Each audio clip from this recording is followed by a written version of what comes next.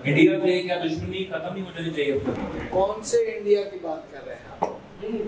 अगर तो आप उस हिंद की बात कर रहे हैं जिसका बाशिंदा मैं भी हूँ, मैं हिंदी हूँ, ठीक है, हिंदी मुसलमान हूँ, तो मैं समझता हूँ कि हिंद एक अजीम मुल्क है, हिंद बहुत अजीम मुल्क है, इसको आप इनकार नहीं कर सकते।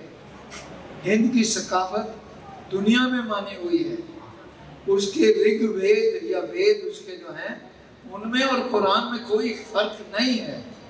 अगर होता तो अल्लामा इकबाल ये ना कह जाते कि गीता में है कुरान तो कुरान में गीता, जिद्दी है मसीता, ये मानता नहीं है।